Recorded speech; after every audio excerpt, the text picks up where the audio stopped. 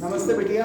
नमस्ते सर। हमेशा खुश रहो बेटिया। Thank you sir. A very good morning to you all. Good morning sir. Myself, JV Dr. Ravi Jain, Assistant Professor, Department of Practice of Medicine, in Faculty of Homeopathic Science at Jyoti Vidyapith Women's University.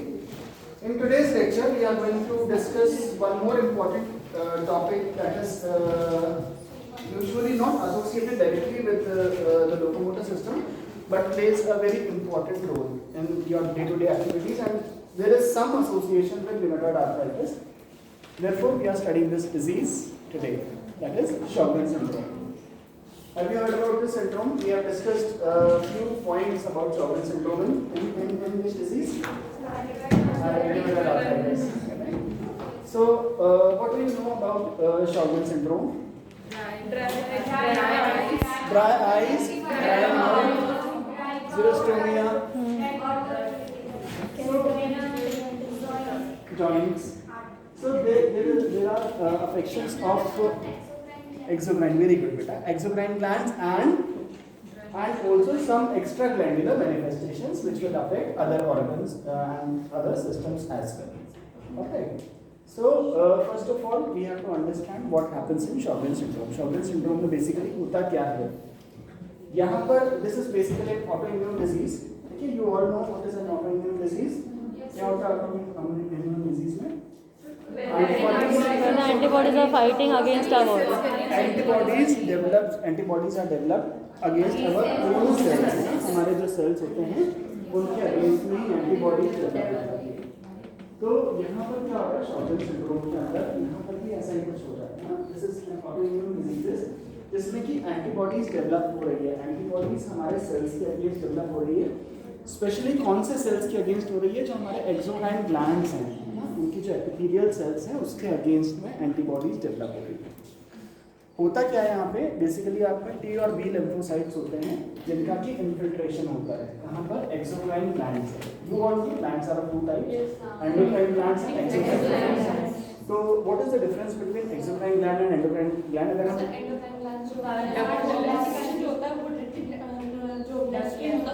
तो endocrine glands हमारा सारा का सारा जो उनका secretion होता है वो डायरेक्टली पोर करते हैं सीधा ब्लड में, और ब्लड से सीधा का सीधा टारगेट ऑर्गन पर जाते हैं और वहां पर उसका एक्शन होता है.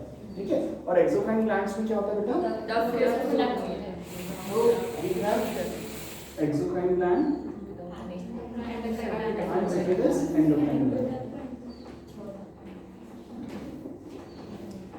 यहाँ पर जो हम बात करेंगे here in Sjogren disease we will be talking about the exocrine glands. तो exocrine glands में आपके जो cells हैं, basically two types of cells are involved in this: T lymphocytes and B lymphocytes. Both these cells are involved in Sjogren disease और Sjogren syndrome. ये basically क्या करते हैं? आपके जो एंडोथेलियम होता है एक्सोक्राइन ग्लैंड का, उनके सेल्स पर अफेक्ट करते हैं. कैसे अफेक्ट करते हैं कि they infiltrate those cells and they causes apoptosis. Do you know what apoptosis? program cell death. Apoptosis is basically programmed cell death. जैसे जैसे एज बढ़ती है किसी भी चीज़ की तो सेल्स की डेथ होती है. This is a natural phenomena. अब यहाँ पर क्या होता है? ये जो टी लिम्फोसाइट्स और बी लिम्फोसाइट्स हैं ये सेल्स में जाते हैं और उनका जो प्रोग्राम सीक्वेंस है उसको डिस्टर्ब कर देते हैं, जिसके वजह से जिन सेल्स की डेथ बाद में हुई थी वो जल्दी जल्दी उनकी डेथ होने लग जाती है. उनको ऐसा लगता है हमारी लाइफ पूरी हो गई और उनकी डेथ होने लग जाती है. ऑन द कॉन्ट्रेरी ये जो टी और बी लिम्फोसाइट्स होते हैं ये these are free from apoptosis, मतलब इनकी डेथ कभी होती नहीं है. मतलब ये क्या करेंगे? ये डेथ इंड्यूस करेंगे आपके एक्सोक्राइन ग्लैंड्स के अंदर. आपके जो सेल्स हैं उनके एपिथेलियम में डेथ इंड्यूस करेंगे और इनकी खुद की डेथ नहीं होगी. तो ये ज़्यादा से ज़्यादा टाइम तक एक्टिव रहेंगे और ये क्या करेंगे? ये उन सेल्स की डेथ करते जाएंगे. ये जो एंटीबॉडीज बनती हैं these are non organ specific. Non organ specific antibodies यहाँ पर बनती हैं. इसका क्या मतलब होता है बेटा? किसी पर्टिकुलर एक ग्लैंड के लिए, किसी पर्टिकुलर ऑर्गन के लिए नहीं. ये एंटीबॉडीज जहाँ जहाँ भी जाएंगी वहीं पर उसके मैनिफेस्टेशंस देना शुरू करते हैं. तो इसीलिए इनिशियल जो मैनिफेस्टेशंस आते हैं इसके आपके आईज में जो टीयर ग्लैंड होता है और माउथ में जो आपका सलाइवरी ग्लैंड होता है, सबसे पहले आपके अफेक्शन यहाँ पर आते हैं उनका जो ग्लैंड है उसको डिस्ट्रॉय कर देते हैं, जिसकी वजह से ड्राई आईज और ड्राई माउथ के नाम से हम बात करते हैं। लेकिन अदर ऑर्गन्स को भी इफेक्ट करते हैं क्योंकि नॉन ऑर्गन स्पेसिफिक एंटीबॉडी होती है। तो जहाँ से भी सिक्रीशन होता है ना आपकी बॉडी में, उन सब सिक्रीशंस को धीरे धीरे काम कर बंद कर दिया जाता है। इसीलिए आपके लंग्स पर भी इफेक्ट करेगा, आपके किडनीज पर भी इफेक्ट करेगा, इसके अलावा वेस्कुलर ब्लड वेसल्स पर भी इफेक्ट करते हैं। इसी वजह से इसमें ग्लैंडुलर मैनिफेस्टेशंस भी आते हैं और एक्स्ट्रा ग्लैंडुलर मैनिफेस्टेशंस भी यहाँ पर देखने को मिलते हैं। अराउंड 1/3 ऑफ द केसेस जो हमारे पास में शॉगरेन सिंड्रोम के लिए आएंगे वो उसमें एक्स्ट्रा ग्लैंडुलर मैनिफेस्टेशंस होती हैं। अब ये जो शॉगरेन सिंड्रोम है इसको जब हम पढ़ेंगे तो ये 2 टाइप्स में क्लासिफाई किया गया है। Number 1 is primary and the second one is the secondary Sjogren syndrome. Primary Sjogren syndrome में क्या होगा, जहाँ पे कोई दूसरी डिजीज नहीं है क्योंकि सीधा ऑटो इम्यूनिटी से ही रिलेटेड है, जहाँ पे सिर्फ एंटीबॉडीज हैं और कोई सेकेंडरी पैथोलॉजी हमें नहीं पता है, वो उसे हम प्राइमरी के अंदर क्लासिफाई करेंगे, वो ज़्यादा सीवियर होता है। और सेकेंडरी वाला जो होगा जिसमें कि कोई कनेक्टिव टिश्यू डिसऑर्डर साथ में एसोसिएटेड है, जैसे कि रिमेटॉइड आर्थराइटिस। तो अगर आपको पहले से रिमेटॉइड आर्थराइटिस था या है और उसके बाद में अगर आपको ये सिम्टम्स डेवलप हो रहे हैं तो वो जाएगा सेकेंडरी शॉगरेन सिंड्रोम के अंदर, है ना, सेकेंडरी शॉगरेन डिजीज के अंदर। तो ये बेसिक क्लासिफिकेशन रहेगा जिससे हम लोग इसे समझने की कोशिश करेंगे। एक बार धीरे धीरे पढ़ना स्टार्ट करते हैं। इसमें मैनिफेस्टेशंस कहाँ कहाँ पर होते हैं, ठीक है। जब भी आप शॉगरेन सिंड्रोम या सिक्का सिंड्रोम भी इसको बोलते हैं, सिक्का सिंड्रोम में बेसिकली 2 ही चीज़ें हम लोग देखते हैं, जिसमें ड्राई आइज करना है ना। अगर आपका सलाइवा नहीं बनेगा तो सिम्टम्स क्या आएंगे बेटा, what will be the symptoms? Dryness होगा। तो आप जो भी चीज़ खाते हैं, जो चबाते हैं, वो आपके सलाइवा के साथ मिक्स होकर आराम से आप स्वेलो कर सकते हैं। तो अगर सलाइवा बनेगा ही नहीं तो फिर क्या होगा, प्रॉब्लम्स क्या आएगी, आपको स्वेलोइंग में बड़ी परेशानी आएगी ना। आप खाने को चबा तो लोगे लेकिन वो आप स्वॉलो नहीं कर पाओगे। और उसी तरह से अगर आपकी आईज ड्राई हो जाएंगी तो what will be the symptoms of the dry eye? Ulceration होने लगेंगे, है ना, ग्रेटी फीलिंग आएगी आईज के अंदर, ठीक है। आपका टीयर फॉर्मेशन नहीं होगा तो ऐसे लगेगा जैसे छोटे छोटे छोटे छोटे आपके सैंड के जो दाने होते हैं ना वो आईज में है, आप आंखें ठीक से बंद नहीं कर पाएंगे ना, पेन होगा, रेडनेस होगी, इन्फ्लेमेशन होगा, लास्ट में अल्सरेशन होने लगता है, ठीक है। तो ये सबसे कॉमन सिम्टम्स आएंगे। माउथ में सलाइवा आपका प्रोटेक्शन का भी काम करता है, कई तरह के बैक्टीरिया, कई तरह के इन्फेक्शन से हमें प्रोटेक्ट करके रखता है। तो जब सलाइवा ही नहीं होगा तो हमें कई तरह के इन्फेक्शन होने लग जाएंगे, दांत खराब होने लग जाएंगे, खाना अगर नहीं पूरी तरह से स्वॉलो कर पाएंगे, अंदर रह जाएगा तो डेंटल कैरीज वगैरह धीरे धीरे डेवलप होने लग जाएंगे, है ना। तो ये सारी चीज़ें यहाँ पे हमें देखने को मिलेगी। अगर लंग सपोज अफेक्टेड हैं, ठीक है, तो और साथ में जो एक्सोक्राइन ग्लैंड्स उनका सिक्रीशन नहीं है तो वहाँ पर भी ड्राइनेस आएगी, ठीक है। जितने भी बॉडी में हमारे जो भी स्ट्रक्चर्स है, नॉन ऑर्गन स्पेसिफिक एंटीबॉडीज है, तो जहाँ से भी सिक्रीशन हो रहा है उन सब चीज़ों में ड्राइनेस आने लग जाएगी, ठीक है। हम धीरे धीरे देखेंगे, जैसे वेजाइना ड्राइनेस होगी, उसकी वजह से डिस्पेरोनिया होने लग जाएगा, पेनफुल पॉश, ठीक है। तो हम लोग देखेंगे अलग अलग साइड्स कहाँ कहाँ पर इसके अफेक्शन हो सकते हैं, कौन कौन से ऑर्गन से अफेक्ट हो सकते हैं और क्या क्या क्लिनिकल फीचर्स ये लेकर आ सकता है पेशेंट, ठीक है। फिर उसके बाद में उसका इन्वेस्टिगेशन और मैनेजमेंट करेंगे। थोड़ा सा समझ आया बेटा क्या चीज़ है ये शॉगरेन सिंड्रोम? हाँ, शॉगरेन सिंड्रोम, इसका नाम कहाँ से दिया गया? आफ्टर हेनरिक सैमुअल कॉनरैड शॉगरेन, है ना। इन्होंने इसको आइडेंटिफाई किया था, इस वजह से इसको शॉगरेन सिंड्रोम कहा जाता है। 1833 there are 2 classification, primary and secondary. Primary में सिर्फ ऑटोइम्यून है, systemic autoimmune disorder of the exocrine gland and it is not associated with any other connective tissue disorder, इसलिए इसे प्राइमरी का, no association with connective tissue disorder and this is a more severe form of sicca syndrome. यहाँ पर सिक्का syndrome में क्या क्या आया था बेटा? ड्राई लाइट टू ब्रीथ, क्या ड्राई आइज, बंद करो उसको। देन सेकेंडरी टक्कर दोनों 50-50% इंडिविजुअल्स में होते हैं, मतलब आपको दोनों चीज़ें बराबर से मिलती है, प्राइमरी सिक्का सिंड्रोम भी मिलता है एंड सेकेंडरी शॉगरेन सिंड्रोम भी आपको देखने को मिलता है 50% इंडिविजुअल्स में। So all the symptoms of primary, तो सारे के सारे प्राइमरी के तो हैं ही सही, है ना, लेकिन उसके साथ में आपको कनेक्टिव टिश्यू डिसऑर्डर भी देखने को मिलता है। कनेक्टिव टिश्यू डिसऑर्डर आरएचएस हमने देखा था, रिमेटॉइड आर्थराइटिस, ऐसे इंडिविजुअल्स में ये डिजीज ज़्यादा कॉमनली देखने को मिलती है, ठीक है। 40s और 50s की फीमेल्स में स्पेशली ये देखने को मिलता है। अर्लियर एज में भी सिम्टम्स आ सकते हैं, ठीक है। सो accompanying autoimmune connective tissue disorder, usually rheumatoid arthritis, and it is a slower progression, mild ocular symptoms, तो ये जो डिजीज होती है पता चलता है पेशेंट आर एस से सफर कर रही है बहुत लंबे टाइम से, क्योंकि हमने देखा था रिमेटॉइड आर्थराइटिस भी काफ़ी लंबे टाइम तक चलता है, बहुत लंबे उसकी मैनिफेस्टेशंस होते हैं। एक्स्ट्रा आर्टिकुलर मैनिफेस्टेशंस में हमने पढ़ा था, Sjogren syndrome was one of that manifestation. तो ये जो सिम्टम्स डेवलप होते हैं ये डेवलप होते हैं सारे साल, ठीक है। Then increased with the Sjogren's syndrome there is increased risk for pseudolymphoma. This is basically a lymphoproliferative disorder because of the involvement of T and B lymphocytes, है ना, क्योंकि यहाँ प्रॉब्लम में डिसऑर्डर है, इस वजह से pseudolymphoma होने के चांसेस बढ़ जाते हैं। Hodgkin's lymphoma of head and neck 1% and cancer of the salivary gland, क्योंकि सलाइवा बन नहीं रहा तो इस वजह से कैंसर के चांसेस यहाँ पे बढ़ जाते हैं salivary gland. Now this is the picture showing the incidence सबसे ज़्यादा कहाँ अफेक्ट हो रहा है, ठीक है, आइज में और माउथ में, ठीक है। आइज में हमारा सलाइवरी ग्लैंड या सॉरी आइज में tear gland and oral cavity में salivary gland is getting affected, ठीक है। बोलते बोलते पता नहीं कहाँ से कहाँ चले जाओ, आइज में सलाइवरी ग्लैंड बता रहे।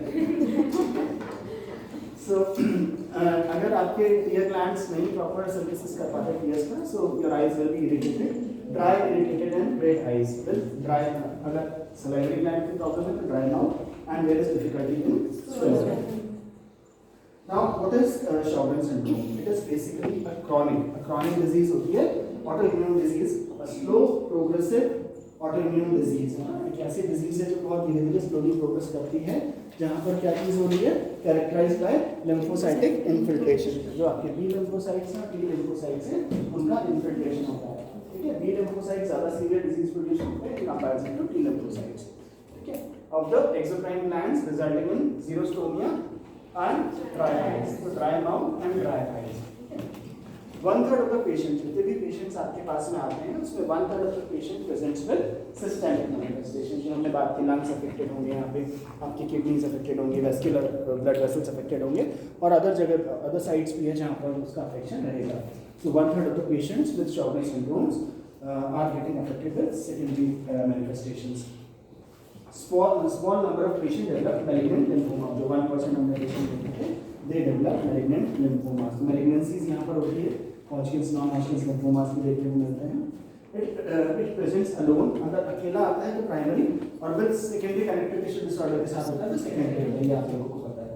Primary Sjogren's syndrome or in association with any other autoimmune rheumatic disease, that is secondary Sjogren's syndrome. तो ये आप लोगों को पता है primary क्या होता है, secondary क्या होता है। यहाँ पे क्लियर है बेटा? Now incidence and prevalence, ठीक है, मेल to फीमेल रेशियो 9:1, तो मेल्स में ज़्यादा होता है in comparison to the females. Sorry, females to male, females में 9 times that 1. So 9:1, females are more prone because RA में भी यही था ना, इसको ज़्यादा था, RA से ज़्यादा females में ज़्यादा रहेगा। Middle-aged women, usually 40 to 50 years of age, are getting more and more affected. It can occur at any age. किसी भी एज में हो सकता है, छोटे-छोटे बच्चों को भी आप देखेंगे Sjogren's syndrome कई बार देखने को मिलता है, ड्राई आइज बचपन में होगी तो बहुत ज़्यादा प्रॉब्लम हो जाती है ऐसे बच्चों को, ठीक है। The prevalence of primary Sjogren's syndrome is 0.5 to 1%, and 30% of the patient with autoimmune rheumatic diseases suffer from secondary Sjogren's syndrome. तो ये 30%, जितने 100% अगर इंडिविजुअल्स को रूमेटॉइड आर्थराइटिस है तो उसमें से 30% को आपको Sjogren's syndrome देखने को मिल सकता है लेटर एज ग्रुप। अपने ऊपर मत लेना बेटा। Now pathogenesis. What is the pathogenesis? How the disease progress and what are the changes that you are going to see in case of Sjogren's syndrome. बेटा सब समझा दिया मैंने आप लोगों को, बस रिविजन हो रहा है, ठीक है। जो चीज़ें हमने डिस्कस करी है उसका रिविजन मिल जाएगा। It is characterized by both lymphocytic infiltration हुआ of the exocrine gland and B lymphocyte hyperactivity. T और B lymphocytes ने infiltrate किया आपके exocrine gland के अंदर और B lymphocyte की hyperactivity हुई। The sera contain autoantibodies to non-organ specific antigens. तो ये जो antibodies बनती हैं ये किसी organ के लिए specific नहीं होती हैं. These are non-organ specific antibodies which can affect any organ or any part of the body, ठीक है। इसीलिए इसकी जो सिम्टम्स होते हैं वो सिर्फ आपके टीयर ग्लैंड और सलाइवरी ग्लैंड को इफेक्ट नहीं करते, other glands of the body, other exocrine gland of the body को भी इक्वली इफेक्ट करते हैं। 1/3 of the patients with Sjogren's syndrome are The major infiltrating cells in the affected exocrine glands are activated T and B lymphocytes. तो जो सबसे ज़्यादा affected cells होते हैं कौन से होते हैं? T and B lymphocytes है ना? T cells predominate in mild lesions. तो जो अगर mild lesions हैं, mild diseases हैं, उसमें T lymphocytes prominent होते हैं. और अगर severe disease होती है तो उसके अंदर B cells are dominant in the more severe lesions. यहाँ तक समझ आ गया बेटा? Now glandular epithelial cells.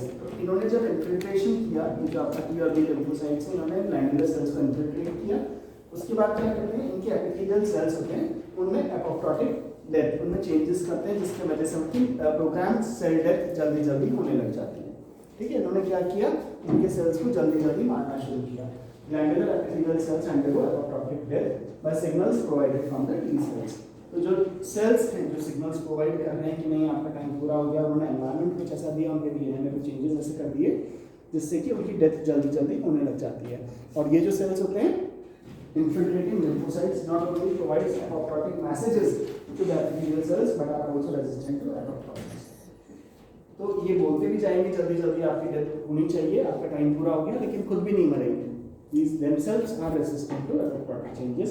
तो वो सेल्स हमेशा रहते हैं throughout the life. इसी वजह से ये जो डिजीज है ये एक बार अगर हो गई तो उसके बाद लाइफ लॉन्ग आपको उसका ट्रीटमेंट ही करना पड़ता है, वापस ठीक नहीं कर सकते क्योंकि ये सेल्स तो कल खत्म होंगे नहीं, T और B lymphocytes, और ये जितने भी सेल्स हैं उनको पूरी तरह से डैमेज कर देंगे तो वापस से रीग्रोथ होने के चांसेस भी खत्म हो जाते हैं ना. तो एक बार अगर चेंजेस आ गए आपकी बॉडी में तो फिर वो ऑलमोस्ट परमानेंट चेंजेस ही रहते हैं, वो वापस से आप रिवर्स नहीं कर सकते. उसको मैनेज कर सकते हैं मेडिसिन देकर, जो ड्राइनेस है उसको कम किया जा सकता है, लेकिन उसे पूरी तरह से ठीक नहीं किया जा सकता. Now, what are the clinical features? क्या क्या clinical features हैं जिसको पेशेंट लेके आता है जब हमारे पास में शॉर्टन सिंड्रोम का पेशेंट आता है? तो कॉन्स्टिट्यूशनल सिम्टम्स, फटीग ना, पेशेंट को थकान बहुत ज़्यादा रहती है, तो पेशेंट इज ऑलवेज टायर्ड. सिक्का सिंड्रोम होता है. सिक्का सिंड्रोम में what is KCS?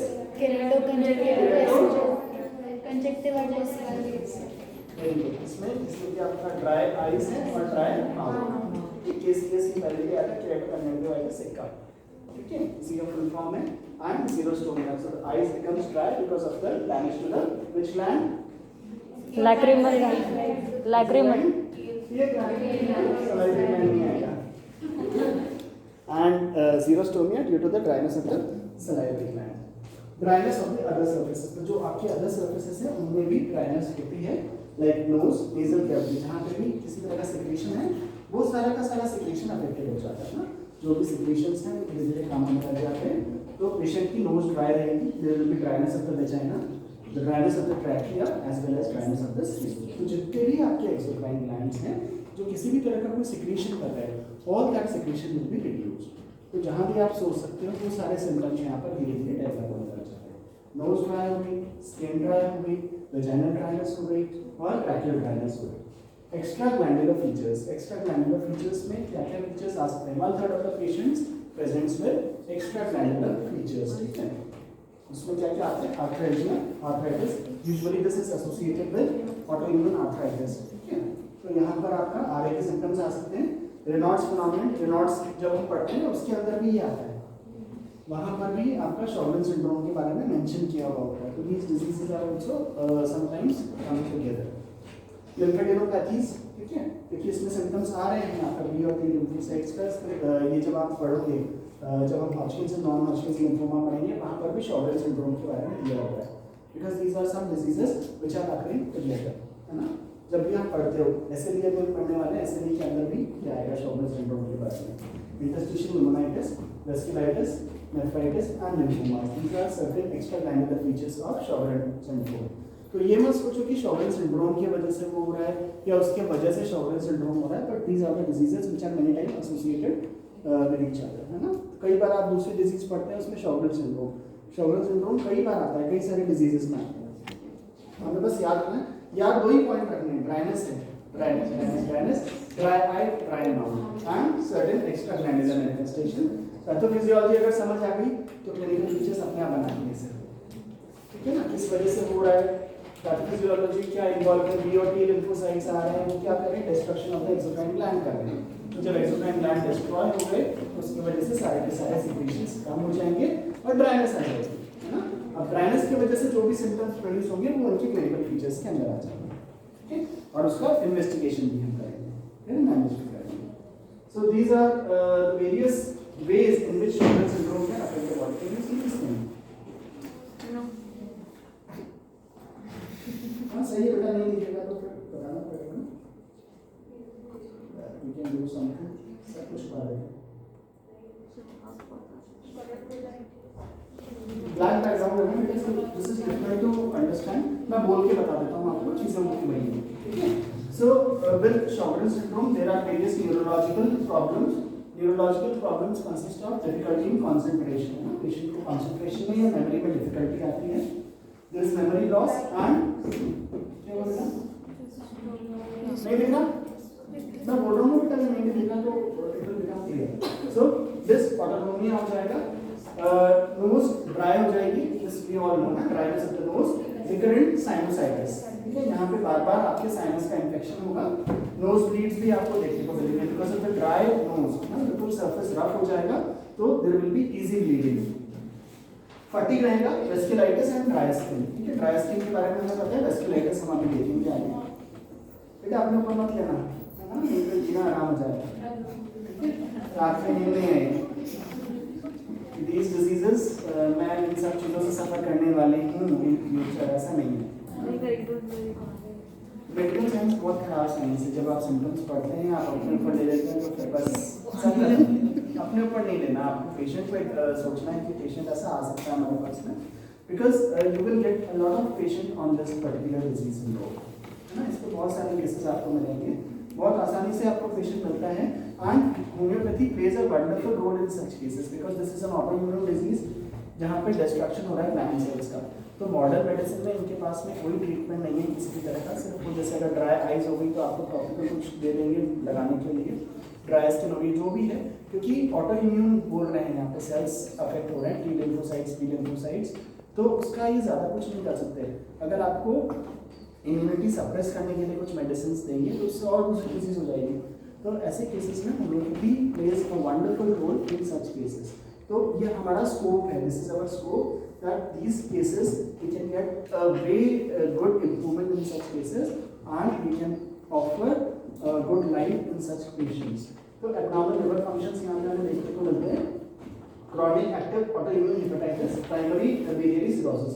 Autoimmune diseases जितनी भी होती है ना बेटा, कई बार वो सब diseases आपस में एक दूसरे से जुड़ी हुई होती हैं, क्योंकि जो cells हैं वो हमारे मतलब जो antibodies बन रही है वो हमारे body के cells के against बन रही है. तो many times you will find that multiple autoimmune diseases are present in the same patient. एक ही पेशेंट के अंदर कई autoimmune diseases एक साथ आ सकती हैं, है ना, क्योंकि एंटीबॉडीज एक बार बनने लगे, हमारा इम्यून सिस्टम डिस्टर्ब हो गया, तो उस वजह से आपको कई सारे डिजीजेस के प्रेजेंटेशंस एक ही पेशेंट में मिल सकते हैं. आरए मिल गया, ठीक है, शॉगरेन्स सिंड्रोम मिल गया, और भी मिल सकता है, धीरे धीरे जाके लिम्फोमा में भी कन्वर्ट हो सकता है, हॉस्किंस, नॉन हॉस्किंस, और भी कई चीज़ें आ सकती हैं. ठीक है, टेंशन लेने की जरूरत नहीं. पेरिफेरल न्यूरोपैथीज यहाँ पे देखने को मिल सकती है रेनॉल्ड्स फिनोमेनन में. Then here we have dry eyes के साथ में corneal ulcerations मिलते हैं and infection because of the lack of tears. Tears भी एक तरह से आपकी बॉडी को प्रोटेक्टिव मैकेनिज्म प्रोवाइड कराता है जो कई तरह के इन्फेक्शन से हमें बचाता है. तो जब टीयर फॉर्मेशन ही नहीं होगा तो उसकी वजह से कई तरह के इन्फेक्शंस भी अफेक्ट कर सकते हैं. Swollen and painful parotid and salivary glands, difficulty in swallowing. आप लोगों को पता है सलाइवा नहीं बनेगा तो there will be difficulty in swallowing. Heartburn होगा, reflexes होंगे and esophagitis. These complaints will be seen. आप लोगों को एक बार पैथोफिजियोलॉजी समझ आनी चाहिए बेटा, फिर सिम्टम्स अपने आप बन जाते हैं. क्या क्या चीज़ें इन्वॉल्व हो रही है, फिर ऊपर से नीचे तक सोच लो हमारे कौन कौन से ऑर्गन्स हैं, हमारे कौन कौन सा पार्ट है, उसके सिम्टम्स अपने आप आने लग जाते हैं. इस पर कभी भी फुल क्वेश्चन नहीं आएगा, इस पर हमेशा आएगा तो शॉर्ट नोट आएगा, 5 नंबर का सबसे बड़ा शॉर्ट नोट आ जाएगा. लेकिन इसमें पेशेंट्स आपको मिलेंगे तो इस वजह से ये पढ़ना हमारे लिए ज़रूरी होगा. इसका ये टर्म बार बार आएगा, है ना, Sjögren's syndrome, Sjögren's syndrome, Sjögren's syndrome. You will get the citation of Sjögren's syndromes in many diseases. तो आप लोगों को पता होना चाहिए होता क्या है, जिसको हम इतनी बार बार इसको हम पढ़ रहे हैं, तो आप लोगों को समझ आना चाहिए. आर्थराइटिस एंड मसल पेन, क्योंकि ये आरए के साथ में एसोसिएटेड हो सकता है. स्टमक अपसेट यहाँ मिलेगा, gastroparesis and autoimmune pancreatitis. Autoimmune pancreatitis तो ऑटोइम्यून डिजीज है, जहाँ एक ऑटोइम्यून डिजीज हो गई वहाँ पे मल्टीपल डिजीज एक साथ आपके आ सकती है, देखने को मिलता है। इरिटेबल बाउल सिंड्रोम में ये जो पढ़ोगे ना आगे स्टेप पढ़ा हुआ है, तो उसके साथ में भी शॉर्टेज सिंड्रोम का जिक्र उन्होंने किया हुआ है, ठीक है। इंटरस्टिशियल सिस्टाइटिस और वैजाइनल ड्राइनेस एंड वल्वोडाइनिया, तो these are the other manifestation. ये हमें देखने को मिल सकता है किस तरह से शॉर्टेज सिंड्रोम आपकी बॉडी के किस किस पार्ट को अफेक्ट कर सकता है, ठीक है। What are the different ways by which this can affect your body. Now clinical features का, ठीक है। तो यहाँ पर क्या हो रहा है, वही सारी चीजें आ रही है। एक्सोक्राइन ग्लैंड का सिक्रीशन कम हो गया तो ड्राइनेस प्रोड्यूस हुई। ड्राइनेस कहाँ पे प्रोड्यूस हुई? Majority of the patients have related दो की सिम्टम्स होते हैं जिसको लेकर पेशेंट सबसे पहले हमारे पास आता है, जो आपने फर्स्ट इमेज में देखा था ना, dry eyes and dry eyes. बस दो टिपिकल फीचर्स हैं, आप हमेशा ध्यान रखिए, जिससे कि आप आराम से डायग्नोस कर सकते हो। और उसके साथ में आपको कुछ लैब इन्वेस्टिगेशंस कराने पड़ेंगे, ठीक है। तो एंटीबॉडीज आपको सर्च करनी पड़ेगी, एंटी-एसएस एंटीबॉडीज हमने कल देखा था ना, वो चीज़ हम देखेंगे यहाँ पे इन्वेस्टिगेशंस में भी, तो उससे आपको पता चल जाएगा, क्लियर हो जाएगा। तो majority of the patient have symptoms related to the diminished lacrimal and salivary gland. तो टीयर नहीं बनेंगे, सलाइवा नहीं बनेगा। तो इंपॉर्टेंट फीचर्स हैं जो आपको यहाँ पे मिलेंगे। The initial manifestation can be mucosal और नॉन स्पेसिफिक ड्राइनेस। सबसे पहले पेशेंट आके बोलेगा मेरा तो मुंह सूखता है, मुंह सूखा सूखा रहता है हमेशा, है ना। फिर धीरे धीरे आगे जाके कि साहब आंखों से आंसू भी नहीं बन रहे, आंखों में चुभन सी हो रही है, ऐसा लग रहा है जैसे मिट्टी पड़ी हुई है, मिट्टी के छोटे छोटे से दाने हैं जो कि मेरी आंखों को बंद होने में प्रॉब्लम हो रही है। तो ये सब चीज़ें आपको देखने को मिलेगी। And it takes 8 to 10 years to full grown development of the diseases. मतलब 10 साल तो लगे जाएंगे, है ना। अभी तो बहुत टाइम है, we have lot of time, तो सोचना नहीं है ना। अगर हमारे पास आ रहे, पहले ही आ रहे डेवलप होने में बहुत साल लेता है, फिर उसके बाद ही धीरे धीरे और बहुत साल लग जाएंगे, तब तक तो बहुत कुछ हो जाएगा। So then xerostomia is dry mouth, तो dry eyes, dry mouth. Dryness होता है oral symptoms, difficulty in swallowing dry food. कभी भी आप कुछ ड्राई चीज खाओगे तो वो swallow करने में बहुत ज्यादा प्रॉब्लम होगी, बिकॉज़ सलाइवा नहीं बनेगा। सिम्टम्स तो ही है, बातें बड़ी बड़ी कर रहे हैं, लेकिन सिम्टम तो याद रखनी है। ड्राई आईज, ड्राई माउथ, बस शॉर्टेज सिंड्रोम खत्म, है ना। ये मत सोचो कि सर हम इतना सारा पढ़ गए, इतना सारा, कुछ नहीं है। Shortage syndrome is consist of only 2 symptoms, dry eye, dry mouth, खत्म, है ना। बस इतना सा याद रखना। ठीक है, तो बड़ी बड़ी बातें कर रहे हैं, लेकिन लगना चाहिए ना प्रैक्टिस ऑफ मेडिसिन करने, तो इसलिए ये सब चीजें आनी चाहिए। तो dryness of oral symptoms, difficulty in swallowing and inability to speak continuously, क्योंकि हम जब बोलते हैं तब सलाइवा बनता है जो कि आपके मुंह को मॉइस्ट रखता है। तो जब सलाइवा ही नहीं बनेगा तो आप बोल नहीं पाओगे, थोड़ी देर में मुंह सूख जाएगा। नर्स मॉइस्चर का पड़ी है, उसमें क्या होता है, मुंह एकदम ड्राई हो जाता है, इससे कॉटन नहीं बनता। तो that is a very good medicine in such case. So we have very good medicines for case of Sjogren's syndrome. बस आपको ढूंढना है उसको, है ना। And inability to speak continuously, a burning sensation. जब सलाइवा नहीं होगा, swallow नहीं कर पाओगे तो जलन होने लग जाती है उस टाइम में। तो burning sensation होगी, increased dental caries आपको समझ आएगी, खाना फंसा रहेगी, आप सलाइवा नहीं बना, प्रोटेक्शन मैकेनिज्म खत्म हो गया, तो उसके बाद में dental caries बन जाएगा। And atrophy of the piriform papillae, आपकी टांग के ऊपर पैपिले होते हैं कई तरह के, उनकी एट्रोफी होने लग जाती है बिकॉज़ ऑफ सलाइवा फॉर्मेशन। क्या आएगा? टेस्ट भी नहीं आएगा। टेस्ट नहीं आएगा, तो धीरे धीरे सारे सिम्टम्स अपने आप बन जाएंगे बेटा। दो चीजें याद रखो, ड्राई आई, ड्राई माउथ, और सिम्टम्स बनाते चलो अपने आप, ठीक है। पैथोफिजियोलॉजी समझ आनी चाहिए, T lymphocyte, B lymphocytes affect किया ग्लैंडुलर एपिथेलियल सेल्स को, अपॉप्टोसिस हुआ, नेचुरल सेल डेथ हुई, अब एक्सोक्राइन सिक्रीशन खत्म, और बाकी सारी चीजें अपने आप डेवलप होने लग जाएंगी। कहाँ जहाँ जहाँ भी आपको मॉइस्चर की जरूरत होती है वहाँ मॉइस्चर नहीं रहेगा, वो सिम्टम्स आते जाएंगे। Enlargement of the parotid and other major salivary gland occurs in 2/3 of the patient. और 1/3 में क्या था? Extraglandular manifestation, ocular symptoms, है ना, eyes mouth, बस दो चीजें करनी है ना, उसी को बार बार पढ़ते जाना है। Ocular symptom जिसमें कि sandy gritty feeling, फेरमेट पढ़िए बेटा, फेरमेट, हाँ पढ़िए तो हाँ, बोल नहीं पढ़ना ना करते, उसमें आईज में कुछ ऐसी आती है सैंडी ग्रिटी फीलिंग। वो क्या किसी के पास वो क्या होती है सर, आपको आनो एलएम नहीं है, फेरमेट है क्या? निकालो आईज निकालो, पढ़ते तो हो मतलब आप लोग आपको पता है कि हाँ बुक में है कुछ नहीं। आइज नहीं है सर, आइज तो होती नहीं है, मैं मान लो ह्यूमन बीइंग से बिना आइज के पैदा होते हैं, ऐसा है क्या? नहीं सर होती है क्या कुछ? बोरिक में मिलेगा बेटा सिम्टम। वैसे जीआईटी पढ़ते हैं। So we will have sandy or gritty feelings in the eyes। ये मैंने आप लोगों को बता ही दिया था। मजा आ रहा है बिल्ला? ज़्यादा मजा आ रहा है। ठीक है, दो ही तो सिम्टम से खत्म हो गए। ड्राई आइज, ड्राई माउथ खत्म हो गया, बिना मतलब के पीछे जा रहा है सर। सीधा इन्वेस्टिगेशन पे आते हैं, मैनेजमेंट करने का था। So sandy और gritty feeling बेटा बोरिक में देखेंगे ना, बोरिक में आपको सिम्टम मिल जाएगा। तो दो मेडिसिन हमने नक्स पहुंचा था, फाइब्रोमेट दो तैयार कर ली इसके थेरेप्यूटिक्स के लिए। अगर शॉर्ट नोट भी आता है तो दो मेडिसिन लिख दो, दो इंडिकेशन लिख दो, इतना सा तो लिखना ही पड़ेगा। सो sandy or gritty feeling under the eyes, there is a burning, decreased tearing। आंखों से आंसू नहीं आएंगे, तो ऐसे लोगों को आप बोलोगे कुछ भी हो जाता है, होती नहीं, कोई कैसे टीयर प्लान ही नहीं हमारे काम नहीं कर। रेडनेस इचिंग, बिकॉज आपका टीयर नहीं बन रहा है, उसकी वजह से रेडनेस हो जाएगी, इचिंग रहेगी, आंखों में कुछ नहीं होगी, and there will be inflammation, conjunctivitis हो जाएगा, इंक्रीज्ड फोटोसेंसिटिविटी, धूप में नहीं जा सकते ऐसे लोग, है ना, लाइट से बहुत ज़्यादा प्रॉब्लम हो रही है ना बेटा, लाइट से प्रॉब्लम, तो वो भी होने लग जाएगा। देन नेक्स्ट केरेटो कंजंक्टिवाइटिस सिक्का, केसीसी, केसीएस सॉरी, केसीएस जो आया था ना पहले, केसीएस। यहाँ पे दो सिम्टम्स हैं, कौन कौन से? डिस्ट्रक्शन ऑफ कॉर्निया है। जब भी केसीएस की बात आप करोगे तो आईज से रिलेटेड होता है, और जब सिक्का की बात करोगे तो ड्राई आई, ड्राई माउथ, सिक्का सिंड्रोम। तो यही चीज यहाँ पर रहती है। अदर एक्सोक्राइन ग्लैंड्स, अब हम आते हैं अदर एक्सोक्राइन ग्लैंड, जो कि 1/3 ऑफ द इंडिविजुअल्स में देखने को मिलता है, ठीक है।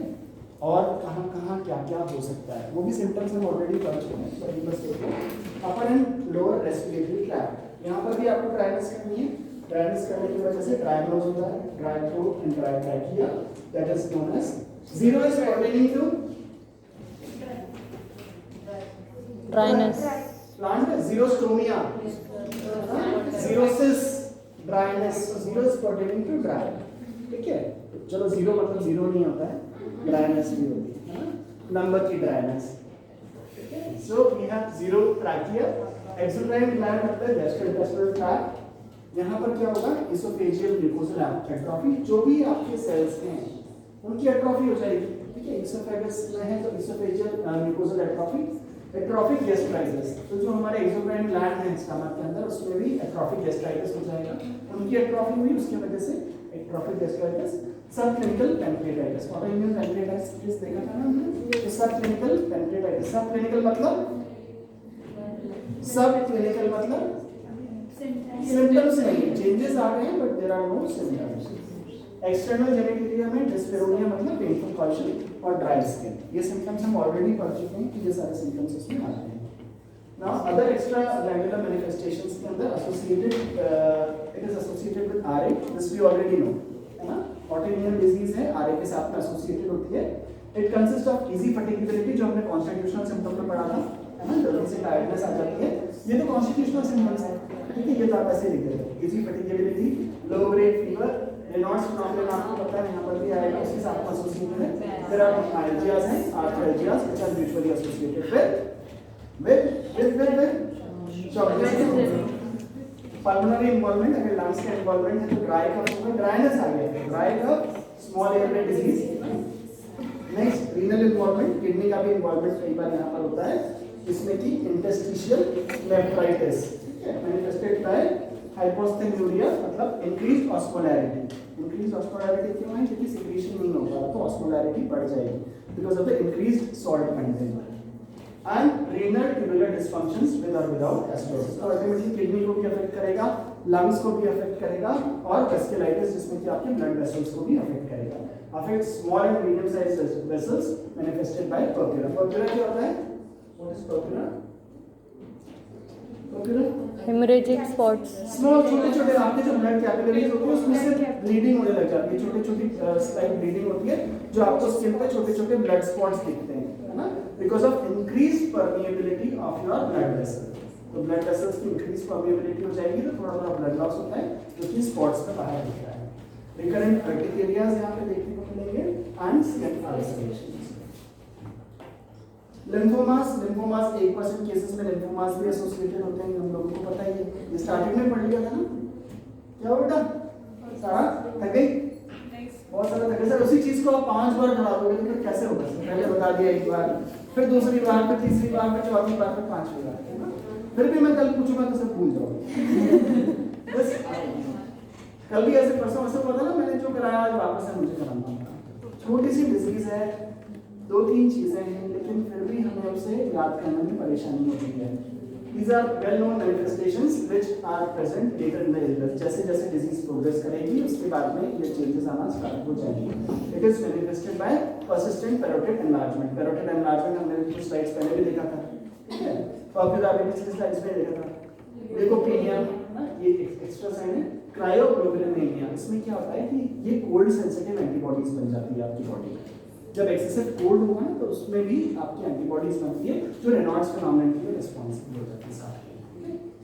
एक्टोपिक जर्मिनल सेंटर्स इन माइनर सलाइवरी ग्लैंड बायोप्सी, तो जब आप बायोप्सी करोगे सलाइवरी ग्लैंड की तो उसमें आपको एक्टोपिक जर्मिनल सेंटर्स देखने को मिल सकते हैं। एक्टोपिक मतलब नॉर्मल के अलावा कहीं और, है ना? तो नॉर्मल तो डिस्ट्रॉय हो गए, अब बॉडी क्या करती है, कॉम्पेंसेटरी मैकेनिज्म शुरू करती है जिसके अंदर कहीं और से सलाइवा बनाने की कोशिश करती है। तो जब आप बायोप्सी लेंगे तो बायोप्सी में जर्मिनल सेंटर्स आपको एक्टोपिक जर्मिनल सेंटर्स देखने को मिलेगा, मिल सकता है। अब डायग्नोसिस, बस 2 स्लाइड्स बची हैं कि डायग्नोसिस और फिर मैनेजमेंट, है ना? उसमें फिर खत्म हो जाएगा। तो डायग्नोसिस देख लो, ठीक है? एंटी शॉगरिन एंटीबॉडी देखने को मिलेगी। एंटीबॉडीज तो चाहिए हमारी बॉडी में, एंटीबॉडीज तो बनी है ना, ऑटोइम्यून डिजीज है तो प्रेजेंस ऑफ ऑटो एंटीबॉडीज आपको देखने को मिलेगी। एएनए एंटी एंटीबॉडीज आपको मिलेगी। RN factor because rheumatoid arthritis के साथ में एसोसिएटेड है। Anti Ro SSA that is Sjogren syndrome A, Sjogren syndrome B, ये पहले भी बात की थी। सी रिएक्टिव प्रोटीन और सर ईएसआर बढ़ा हुआ मिलेगा आपको यहाँ पे।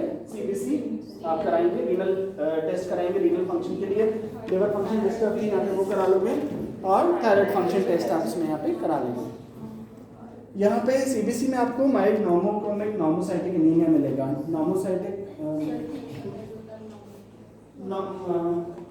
एनीमिया अलग तरह की होती है, माइक्रोसाइटिक, हाइपोसाइटिक, हाइपोक्रोमिक, नॉर्मोक्रोमिक। तो chromic is pertaining to haemoglobin, है ना? और cytic is pertaining to size. अगर साइज बड़ा हो जाएगा तो माइक्रोसाइटिक हो जाएगा, छोटा हो जाएगा तो माइक्रोसाइटिक हो जाएगा और नॉर्मोसाइटिक हो जाएगा। ऑक्यूलर स्टडीज आप करेंगे, आंखों को चेक कराएंगे तो डायग्नोस एंड क्वांटिटेट, मतलब कितना ज्यादा डैमेज हुआ है उस चीज को देखने के लिए। और keratoconjunctivitis sicca, Schirmer test and rose bengal staining. अगर ये याद ना भी रहे तो कोई बात नहीं, ऑक्यूलर स्टडीज हम करा लेंगे जिससे मैं बता दूंगा, ठीक है? Oral examination, dry eyes dry mouth, बस 2 चीज पकड़ के चलनी है ना? और कुछ extra ocular manifestation, extra glandular manifestation.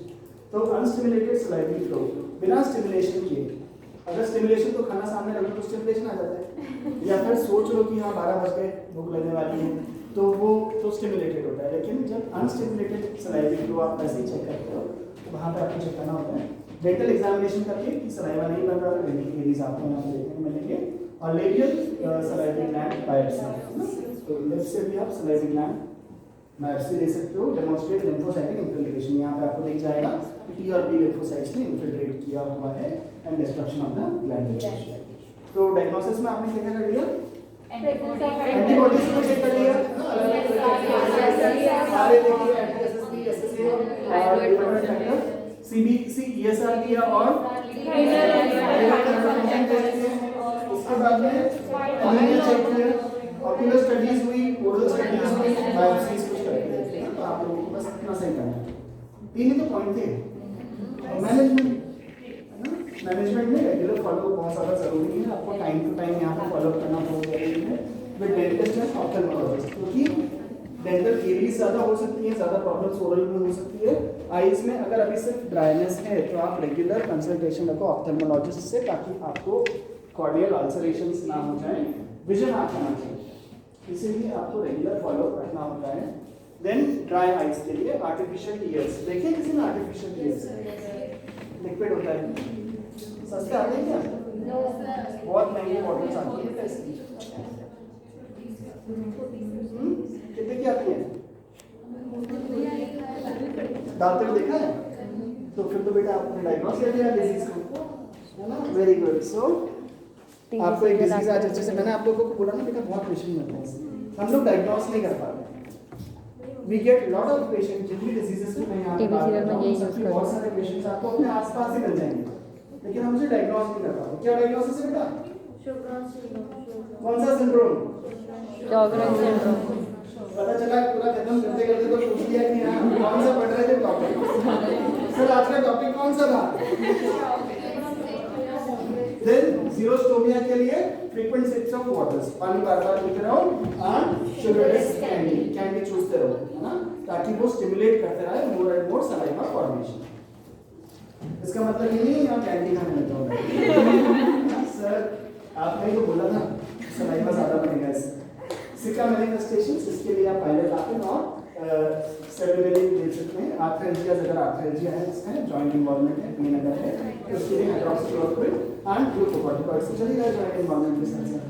Treatment of extra glandular manifestation, उसके लिए आप ग्लूकोकॉर्टिकॉइड्स दे सकते हैं। 7 tips for healthy musculoskeletal system. इसको हेल्दी रखने के लिए क्या क्या करना है आपको देख लीजिए, है ना?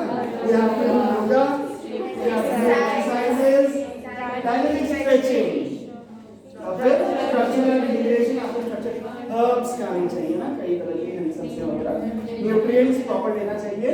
And meat, what is meat? For tendon and ligament injuries. Meat क्या है? इसका फुल फॉर्म बताना मुझे, ये मीट नहीं, नॉनवेज मीट नहीं है ना? इसमें 4 चीजें हैं, क्या क्या चीजें हैं वो मुझे बताना, मीट का फुल फॉर्म बताना। ये नॉनवेज मीट नहीं है। मीट खाने के लिए सर ने बोला था हम खाते नहीं, हम सही कैसे होंगे? नहीं, ई से तो एग ही होगा। इसमें क्या क्या चीजें वो बताना। नेक्स्ट अब एक टॉपिक आपका इस चैप्टर में रखना है, एग्री हो गया? हो गया, सिर्फ ऐसे भी वो क्या करेंगे हम लोग, तो वो मैं 2 लेक्चर में कराऊंगा। ऐसे भी थोड़ा सा इम्पोर्टेंट और थोड़ा बड़ा टॉपिक है, तो वो हम 2 लेक्चर्स में खत्म करेंगे। यहाँ तक सबको क्लियर है? Yes, sir.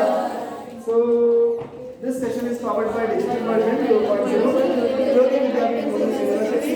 I hope you have understood this topic properly. If you have any query, please mention in the comment box and I will try to resolve it. So this was all for today.